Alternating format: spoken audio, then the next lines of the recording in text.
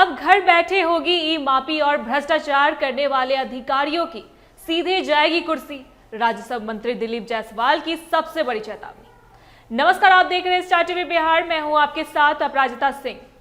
बिहार की धरती पर जमीन से जुड़ा विवाद और अंचल कार्यालयों में भ्रष्टाचार अब बीते दिनों की बात होने वाली है। मुख्यमंत्री सम्राट चौधरी के नेतृत्व वाली सरकार ने अब इस पुरानी प्रशासनिक बीमारी पर परमानेंट इलाज करने के लिए एक ऐसा सख्त फैसला लिया जिसने पूरे बिहार के सरकारी महकमे में हड़कंप मचा दिया। बिहार के राजस्व एवं भूमि सुधार मंत्री दिलीप कुमार जायसवाल ने राज्य के सभी अंचलाधिकारियों और राजस्व अधिकारियों को खुली चेतावनी दे दी है कि अब जमीन से जुड़ा हर एक काम, चाहे वह नापी हो या म्यूटेशन, केवल और केवल ऑनलाइन माध्यम से ही संपन्न किया जाएगा। पटना के विभागीय कक्ष से वीडियो कॉन्फ्रेंसिंग के जरिए की गई इस समीक्षा बैठक का मिजाज इतना कड़ा था कि अधिकारियों के पसीने छूट गए। मंत्री ने साफ लहजे में कहा है कि बिहार में अब ऑफलाइन फाइलों के बहाने जनता को परेशान करने और भ्रष्टाचार की मलाई खाने वाले दिन लग चुके हैं। अगर कोई भी अधिकारी या कर्मचारी जमीन की मापी ऑफलाइन तरीके से करता हुआ पाया गया तो उस पर न केवल विभागीय गाज गिरेगी बल्कि उसे सीधे जेल की हवा भी खानी पड़ सकती है। सरकार ने इन सुस्त और भ्रष्ट अफसरों को सुधार के लिए सिर्फ 15 दिनों का आखिरी मौका दिया है। मंत्री जी की इस नाराजगी की सबसे बड़ी वजह जिलों की खराब रैंकिंग और फाइलों का अंबार है। बैठक के दौरान जब कटिहार, पूर्वी चंपारण और गोपालगंज जैसे जिलों की बारी बारी से समीक्षा हुई तो कई चौंकाने वाले सच सामने आए।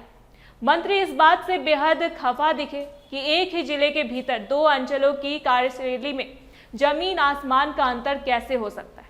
उदाहरण के तौर पर गोपालगंज का थावे अंचल जहां पहले नंबर पर रहकर मिसाल पेश कर रहा है, वहीं उसी जिले का विजयपुर अंचल 485 स्थान पर लुढ़का हुआ है।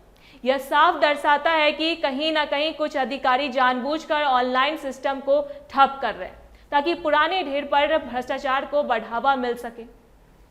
मंत्री ने दो टुक शब्दों में कहा है कि काम में देरी ही भ्रष्टाचार की सबसे बड़ी जननी है। जब गरीब किसान का काम समय पर नहीं होता तभी दलाल और बिचौलिए सक्रिय होते हैं। अब इस पर लगाम लगाने के लिए आर्थिक अपराध इकाई EOU का एक विशेष सेल पूरी तरह एक्टिव हो चुका है, जो करीब 250 दागदार अधिकारियों के हर गतिविधि पर 24 घंटे नजर रख रहा है।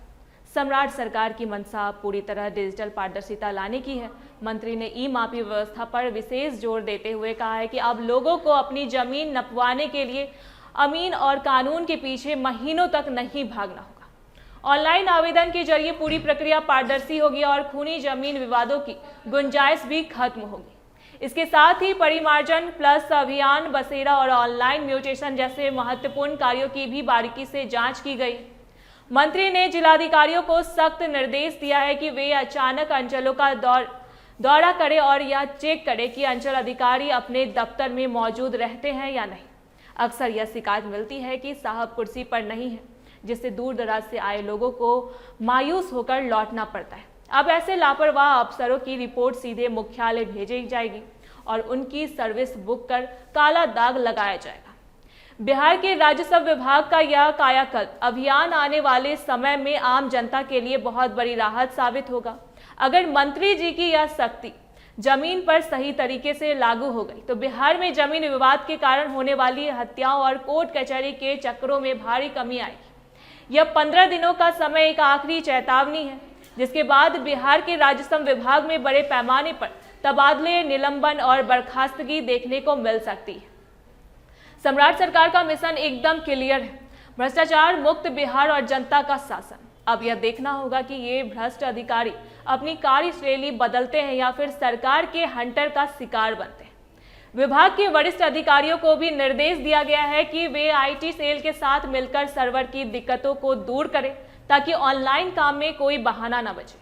अब जनता की बारी है कि वे इस सुविधा का लाभ उठाएं और भ्रष्टाचार के खिलाफ सरकार की इस मुहिम में साथ दें। फिलहाल सरकार के इस कड़े फैसले पर आपकी क्या राय? क्या आपको लगता है कि इस सख्ती के बाद बिहार के अंचलों में भ्रष्टाचार और दलालों का राज हमेशा के लिए खत्म हो पाएगा? अपनी राय कमेंट में जरूर बताएं। देखते रहिए स्टार टीवी बिहार। धन्यवाद।